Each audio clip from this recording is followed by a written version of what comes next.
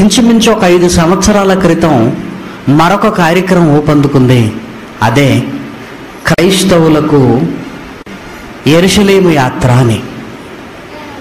మీరు వినే ఉంటారు. ఇక్కడ ఉంటున్న క్రైస్తవులందరినీ ఇంచుమించు ఒక నెల లేదా 40 రోజులు యెరూషలేముకు తీసుకువెళ్ళి బైబిల్లో ఉంటున్న అనేకమైన ప్రదేశాలను చూపించి అక్కడ యోర్దాను నదిలో బాప్తిస్మం తీసుకొని ఆ ప్రదేశాలు చూసే ఒక అలవాటు ఈరోజు మారిపోయింది. ఇది కూడా ఇంటర్నేషనల్గా బిజినెస్ జరుగుతుందండి వీటి మీద, ఇంటర్నేషనల్గా. ఇప్పుడు యెరూషలేముకు వెళ్ళి ఇవన్నీ చూడాలా? చూడవలసినంత అవసరం ఉందా?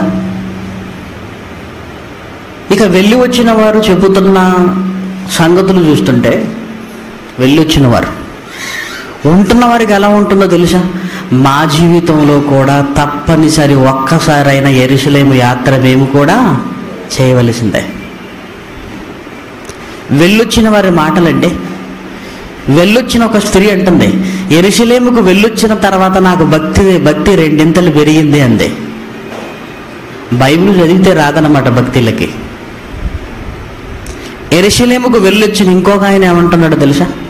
యెరూషలేమును చూసిన తర్వాతనే బైబిల్లో ఉన్నవి నిజమని నాకు అర్థమైంది అంటున్నాడు. ఏదో లోకంలో ఉన్నది చూస్తే బైబిల్ నిజం అనిపించిందా?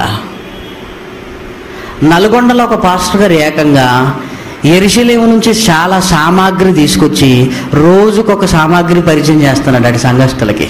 ఇదిగో ఇది యెరూషలేము మట్టి, ఇది యెరూషలేము రాయి, ఇది యెరూషలేము బురద, ఇది యెరూషలేములో ఉంటున్న నూనె. ఏంటనుకుంటున్నారు?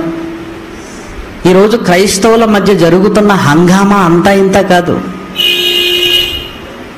ఒక్కసారి క్రైస్తవ సమాజంలోకి తొంగి చూస్తుంటే బైబిల్లో లేనివి దేవుడు వద్దన్నవి చేయటానికే అలవాటుగా మారిపోయిందంటే